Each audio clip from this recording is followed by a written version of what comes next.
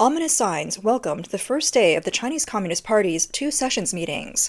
On the evening of March 4th, an intense explosion suddenly occurred at a liquefied gas station in Jining, Shandong. The blast triggered a series of explosions at nearby beef and lamb shops. The flames shot up into the sky, thick smoke billowed. Videos show the vast extent of the fire, with loud explosions ringing out as pedestrians rushed to flee. Huge fireballs and thick smoke soared into the air, filling half the street. Many locals at the scene said the explosion looked like a battlefield in Iran. "I thought the US was attacking," one person said. "What's going on? Is this the Middle East? I thought it was Iran." Another person wondered, "Is it a missile from the US or from Israel?" On March 3rd, local authorities sealed off the explosion site and half of the street with tarps, covering an area of more than 100 meters. No official report has been issued. Some videos of the explosion were quickly deleted. The authorities acted swiftly to block the news of the explosion, sparking heated discussions online. A Shandong netizen commented, "The videos from Jining have already been deleted. There was a very clear one filmed close to the explosion site, but within minutes it was taken down. Several videos have been deleted." Another user said, "I just saw a video of the Jining fire explosion. I left a comment and it was deleted. The video was also taken down." On March 6, a netizen uploaded a video claiming that an explosion and fire had occurred at a chemical fiber plant in Baigo Town, Hebei. The scene was described as hellish, with smoke blocking the sky and the fire spreading over several blocks. No official reports have been issued yet, but it seems the casualties were heavy. The year 2026 marks the start of the Red Horse and Red Sheep years, symbolizing explosive events and political instability. After the Chinese New Year, fire and explosion incidents have been occurring frequently across the country, with authorities tightly controlling the information. On March 5th, a netizen uploaded a fire incident report showing multiple locations. A building caught fire near Changnan Station in Wenzhou, Zhejiang. A building caught fire in Yongding District, Zhangjiajie, Hunan. A street front store caught fire in Jingfeng Street in Wuhou District, Chengdu, Sichuan Province. A residential area caught fire in Dazhuo District, Chongqing. A restaurant caught fire in Shouxian, Huainan City, Anhui. Netizens said that no official reports have been made regarding the handling of these fires or the casualties. Currently, the whole world is focused on the conflict in the Persian Gulf, and Chinese netizens are watching closely the situation in Iran. When sudden events like explosions or fires occur within China, many netizens' first reaction is to think of the Middle East. Many in mainland China say that this year has brought sudden changes, and people feel that the CCP's days are numbered. The authorities' actions only heighten the sense that we are on the eve of a major change. The US-Israel coalition attacked Iran, first targeting and killing the leadership, including Iran's supreme leader Ali Khamenei. Chinese netizens cheered, but CCP-appointed experts once again made offensive comments. Recently, state mouthpiece CCTV invited experts to comment on the ongoing military actions against Iran. Among the invited guests was famous military expert Su Xiaohui. Su said, "The US and Israel have no sense of military ethics. They actually targeted the highest leadership. Iran has nowhere to retreat." This statement caused an uproar. Netizens mocked the comments with sarcasm. So, who should they target if not the highest leader? Should they target ordinary citizens? When CCP experts speak, they reveal their true nature. They're completely sycophantic to the top. Is it unethical to target the highest leader? Does that mean it's justified to kill innocent civilians? The US may lack military ethics, but they don't kill civilians. They are the ones with morals. They should be targeting the generals. The US military doesn't harm the common people. That's true military ethics. Others criticized, "Isn't it the wisdom of our ancestors to capture the leader first? Why is it suddenly unethical now? The aim is to minimize harm to the people and target the enemy's head. This is the highest form of military ethics throughout history." The party slaves and sycophants are full of evil thoughts. They want to see the US and Israel harm the people so they can criticize from the moral high ground. Before the US attacked Iran, the CCP media had already been using so-called experts to spread misinformation, claiming the US would never dare to attack Iran. But after the attack, they quickly removed their posts, even clearing their accounts. After the strike on February 28th, the CCP once again manipulated public opinion within China. State media supported Iran and condemned the US. Various military experts and Middle East specialists appeared on the media to speak out in favor of Iran's Khamenei regime. A user on Zhihu pointed out the truth. This isn't about a lack of knowledge, but survival. These so-called experts aren't ignorant. They're required by the authorities to say this, or else they might risk losing their jobs. The netizen explained, as a university teacher, if they make a factual error in class, they may be privately ridiculed by students, but there will be no serious consequences. However, if they make a mistake in political positioning or ideology, even if the content is completely truthful and accurate, they could face reports, interviews, self-criticism, or even lose their job.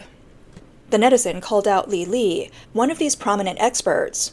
She was a professor at the National Defense University. The netizen said, Li cannot be unaware of these basic principles. She knows full well which statements can be outrageous without consequence, and which ones could lead to irreparable damage. In the comments section, a netizen followed up to confirm.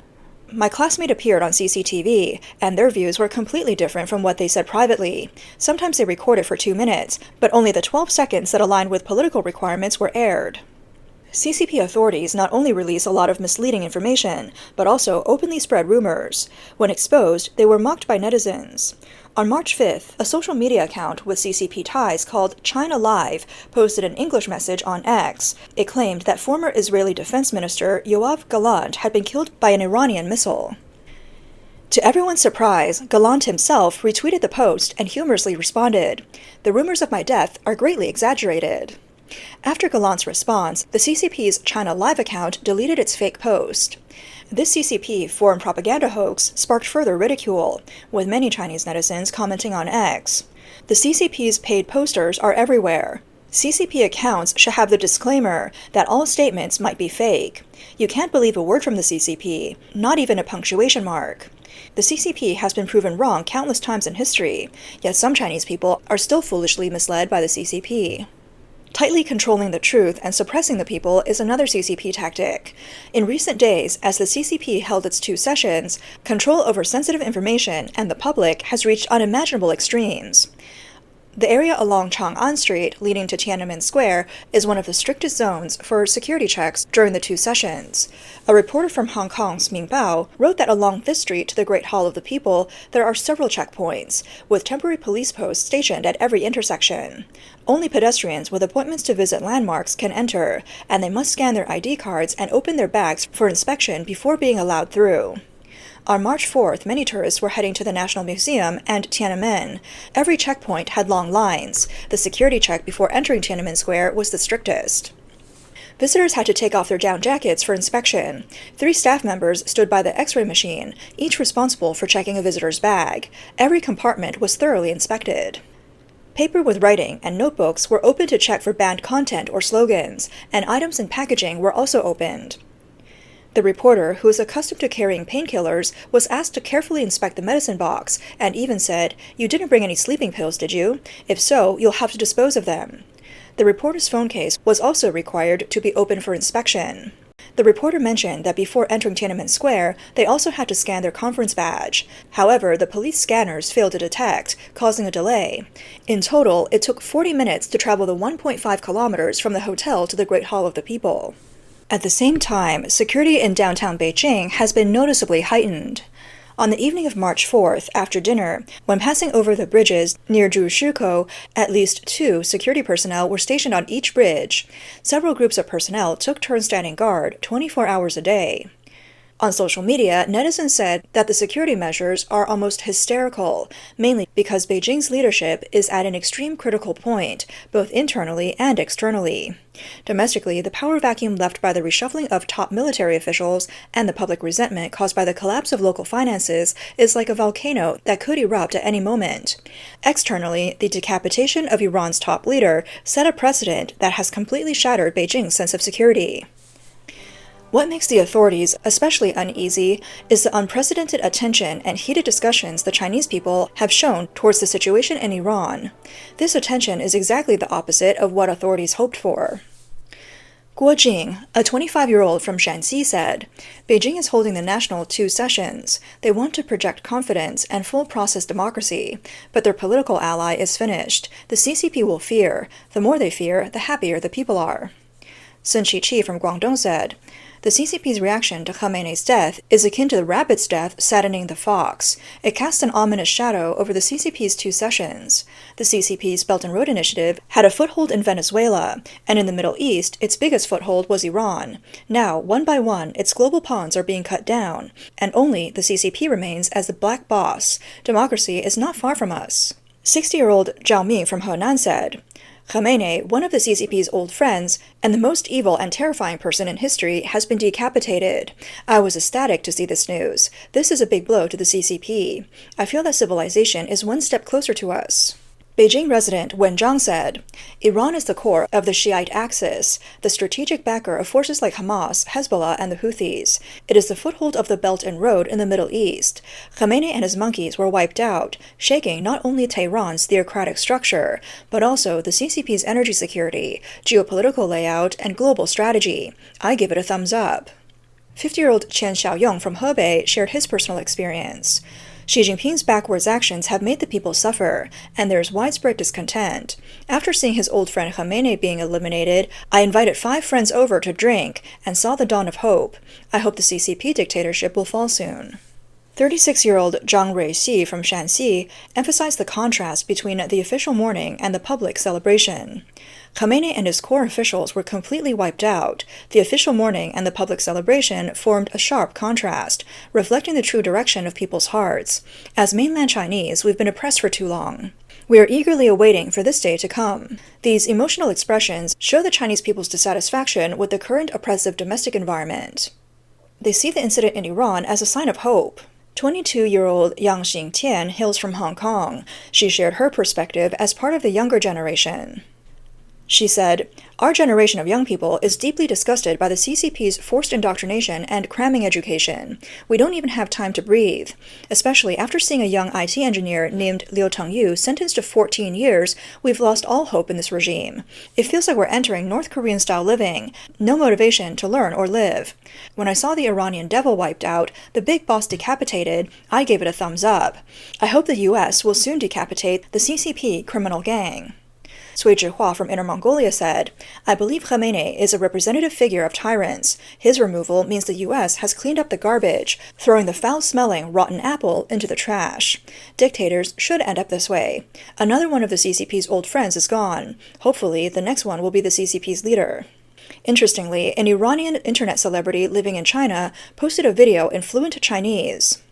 His words sounded sad and angry, in a manner very typical of the CCP, but his facial expression appeared to be holding back a smile. A young boy sitting next to him was smiling brightly, and in the video, a woman's laughter could also be heard, possibly from the person filming. Scholars say that the collapse of the Iranian regime is a catastrophic geopolitical and economic tsunami for Beijing. The greatest blow is to the CCP's leader, Xi Jinping. On March 6, China's Foreign Ministry released a statement stating that Vice Foreign Minister Miao De-yu went to the Iranian embassy in Beijing to offer condolences. According to CCP diplomatic customs, the highest level of tribute is paid by the head of state. For example, Xi Jinping went to the Cuban embassy to mourn Fidel Castro, while vice presidents such as Wang Qishan have paid tribute to Queen Elizabeth II. Former ministers like Wang have mourned the former president of Laos. In recent years, it is usually deputy ministers in charge of day-to-day affairs who attend memorials. This time, Miao De-yu, who is ranked 6th, attended. A netizen commented, "Khamenei's status can be compared to that of Castro. On November 29, 2026, Xi Jinping visited the Cuban embassy in China and wrote in the condolence book, 'I deeply mourn Fidel Castro, a great friend of the Chinese people.' The official sent this time is too low-ranked."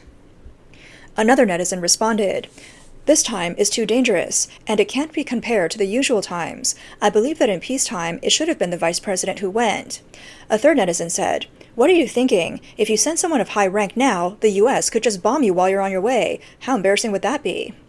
There were also comments from suspected CCP trolls, claiming that Miao De-yu is a technical bureaucrat in charge of international affairs policy, and that his visit should be seen as a technical evaluation rather than a simple ceremonial condolence.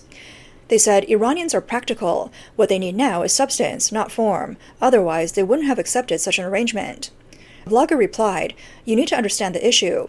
The 3,500-year-old Persian Empire has always prioritized ritual in handling foreign affairs, meaning rules and face.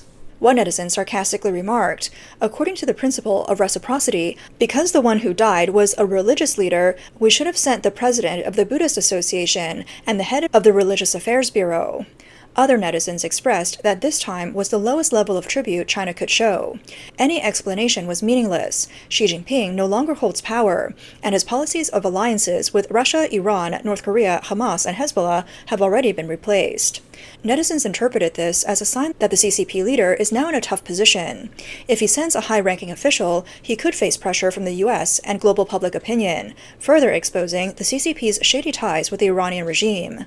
On the other hand, if no one is sent to offer condolences, his remaining loyal followers would see him lose all credibility. However, sending such a low-ranking official not only failed to repair his image, but also made the public see through the hypocrisy.